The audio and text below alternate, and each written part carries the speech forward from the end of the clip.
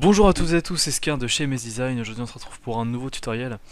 On va continuer la suite de petits tutoriels qu'on a commencé pour apprendre After Effects pour les débutants. Mais juste avant que la vidéo commence réellement, il va falloir que je vous parle. Donc il faut savoir que là actuellement ça va faire 3 semaines qu'on n'a pas posté de vidéo. En fait depuis quelques temps on a un petit peu cassé le rythme. C'est assez embêtant pour vous. Mais on n'a pas trop le choix. C'est-à-dire que enfin, moi personnellement, dans mes designs, j'ai. Enfin, moi je suis Scar, je pose des tutos, voilà, une semaine sur deux, normalement c'est comme ça qu'on s'organise avec Matt. Sauf que j'ai eu un souci, en fait, j'ai changé d'orientation. Donc, arrivé dans mon nouvel établissement, j'ai dû tout réapprendre, tout rattraper. J'ai aussi changé d'orientation ainsi que d'établissement.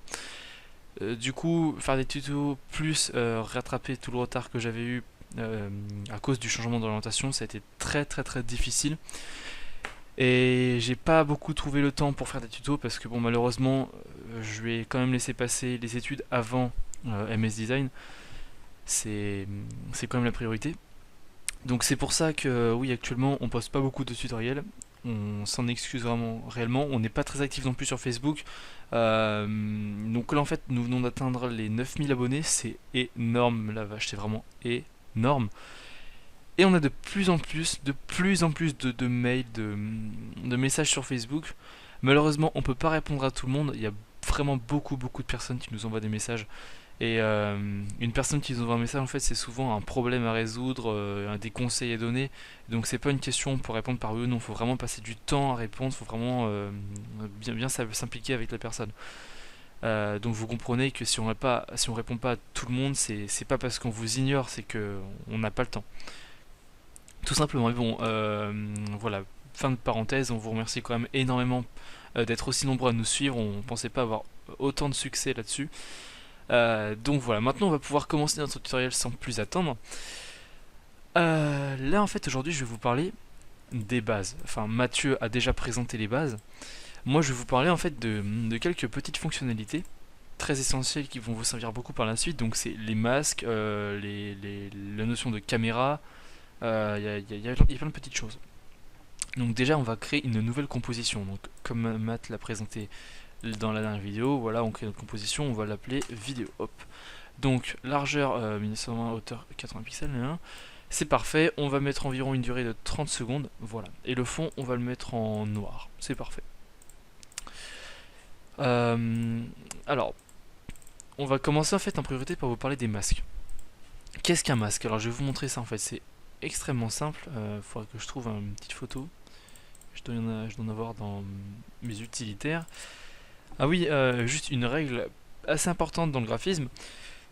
Dès que vous téléchargez un objet, enfin un fichier en rapport avec du graphisme, donc un son, une image, une vidéo, essayez de trouver un endroit où le stocker. Donc moi j'ai créé j'ai un deuxième disque dur donc utilitaire. Là j'ai tous mes fichiers. Donc dès que je télécharge un truc intéressant, je le laisse là-dedans au cas où j'en ai besoin un jour. Parce qu'à chaque fois on en a besoin, c'est à chaque fois. Donc on va prendre, voilà, on va prendre une image de planète par exemple. Hop, donc là on va la glisser ici. Voilà. On a notre belle image de planète et on peut en fait masquer des parties de cette image. Donc imaginez, vous voyez là, en fait je vais mettre une autre image par dessus pour bien vous illustrer. Je vais mettre ceci juste en dessous. Voilà. Donc là en fait on a deux images, la première et la deuxième, sachant que la deuxième elle est beaucoup plus grosse que la première, donc celle qui est plus petite elle est juste en dessous. Je vais vous apprendre du coup la notion de masque. Alors qu'est-ce qu'un masque? Un masque, ici, vous pouvez le tracer avec plusieurs formes, enfin plusieurs outils. Donc déjà l'outil plume vous permet de créer un masque de n'importe quelle forme. Donc regardez, hop, on va faire ça, hop, et là, boum. Donc ça fait que le masque, il va masquer tout ce qui n'a pas été pris en compte à l'intérieur du masque. Donc dans les réglages de ce masque, et je me répète beaucoup en disant masque, masque, masque, mais j'ai pas le choix.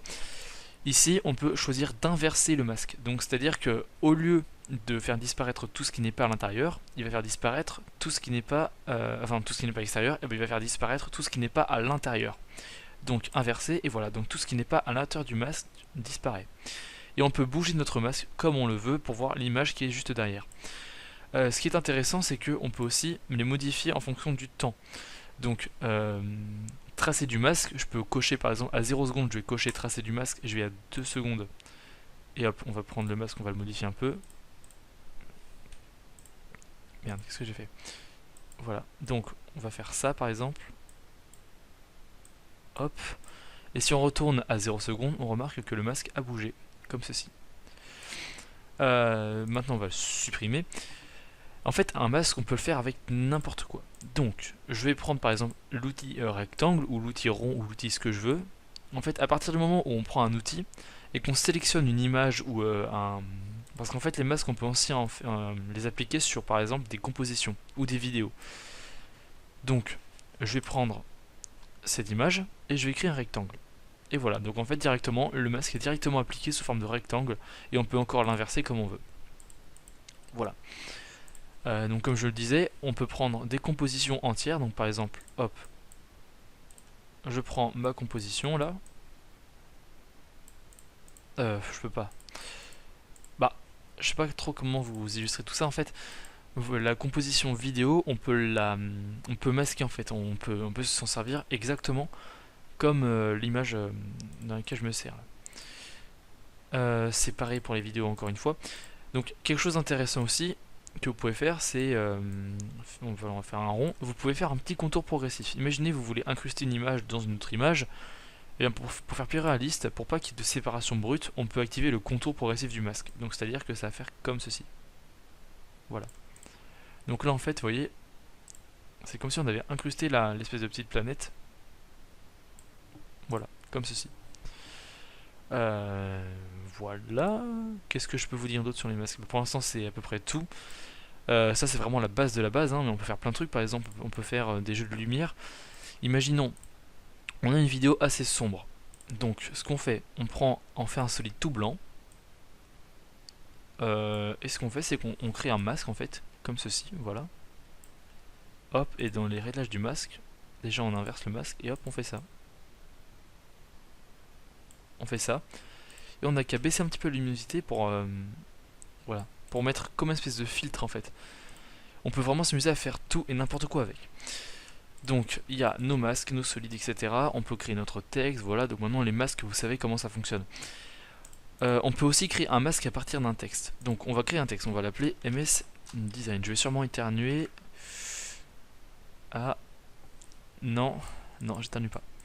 Donc, hop, on va mettre notre MS Design ici. Et on peut faire clic droit. Où est-ce qu'il... Non, voilà, c'est masque. Voilà, masque tout en haut. Voilà, nouveau masque. Et donc du coup, ça va nous créer un masque en fait qui va prendre la taille de notre texte. Voilà, CTRL Z. Voilà. Mais je crois bien, oui, on peut... J'arrive pas à trouver où est-ce qu'il est le réglage. Normalement, on est censé pouvoir... Voilà. Créer des masques à partir du texte ici. Donc on fait clic droit sur notre texte et là on peut créer un masque à partir du texte. C'est-à-dire que chaque lettre va être en fait un masque. Et donc ça c'est vachement cool. Parce que si on prend une image de planète encore, hop, on va reprendre une nouvelle image. Bon voilà, on a une grosse planète comme ceci. Alors, on va prendre notre masque ici. On va là-dedans. Nos masques. On va tous les prendre. Voilà, on fait CTRL C. Ensuite on enlève ça. Et on fait CTRL V sur notre image de planète. Et voilà. Du coup en fait on a un masque sous forme de... Enfin, comment dire, je sais pas si vous avez bien compris. Mais en gros j'ai pris tous les masques de nos lettres et je les ai collés sur l'image. Étant donné qu'un masque en fait ça va désactiver... un masque en fait ça va enlever tout ce qui n'est pas à l'intérieur tant qu'on n'a pas inversé le masque. Ça fait que tout ce qui est à l'intérieur des lettres en fait on le voit. Donc en gros là on voit l'image qui est en dessous et on peut très bien modifier à notre guise. Par exemple on va à 2 secondes dans masque, on fait tout ça, hop, et on va faire tracer du masque. Ensuite on va à 0 secondes et hop on peut modifier notre masque et faire un petit peu n'importe quoi avec. Par exemple on fait ça si on veut, hop, En gros là on agrandit juste le masque brutalement. Hop, on fait ça, on le bouge complètement. Voilà, voilà, bon là c'est un petit peu n'importe quoi, c'est vraiment pour vous expliquer à peu près le fonctionnement. Et quand on va revenir à notre point d'origine, hop, voilà. Donc on peut vraiment s'amuser à faire plein de choses très très intéressantes avec nos masques. Maintenant je vais vous apprendre une notion de 3D et de caméra. On peut créer une caméra. En fait dans After Effects on peut faire de la 3D avec du 2D. C'est extrêmement simple, vraiment, mais la base est vraiment extrêmement simple. On va prendre encore une image de planète, la voici. Et on va créer une caméra. Voilà, caméra. Donc avec notre caméra, en fait ici on prend l'outil caméra et on peut normalement se balader en 3D dans un espace. Sauf qu'il n'y a absolument aucun espace 3D qui a été encore défini. Donc ce qu'on va faire ici, vous voyez notre image qu'on a sélectionnée, on va tout simplement cliquer ici, hop. Et là ça va nous mettre un plan 3D. En gros maintenant l'image on peut la voir en 3D tout simplement. Vous voyez, c'est pas beau ça, on peut vraiment la voir en 3D comme ceci. Donc on peut reculer, on peut faire ça, on peut faire ça, on peut faire ça, enfin c'est complètement illimité.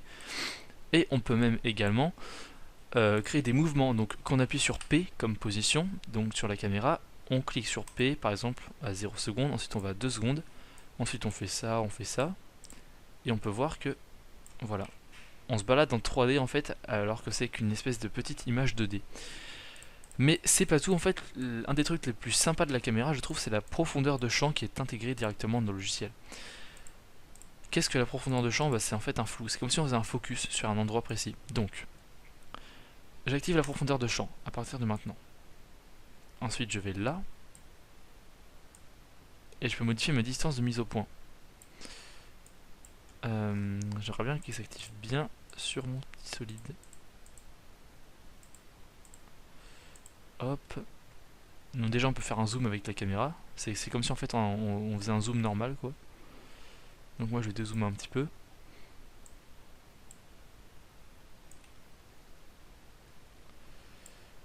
Voilà. Donc là en fait on fait une mise au point avec la caméra. Vous voyez? Et donc quand on zoome bien par exemple sur un endroit précis, on va faire... J'essaie de prendre un petit truc sympathique comme ceci.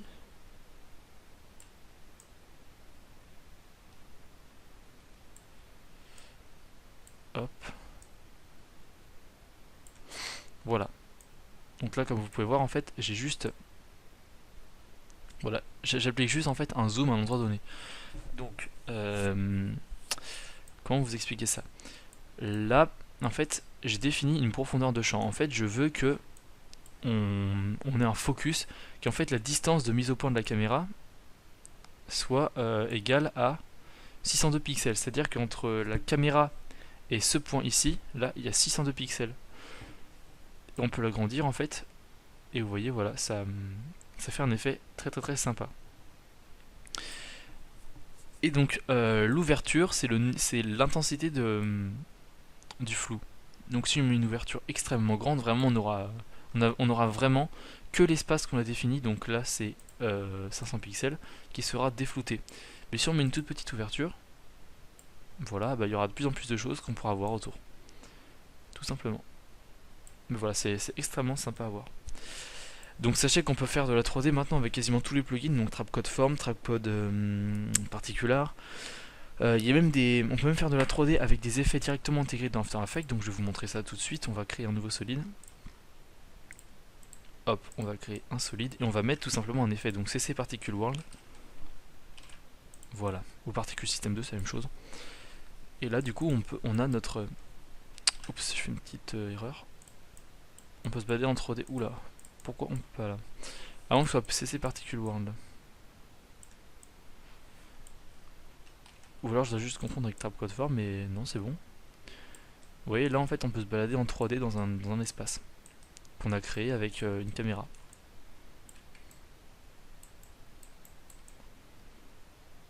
Voilà, voilà. C'est assez intéressant.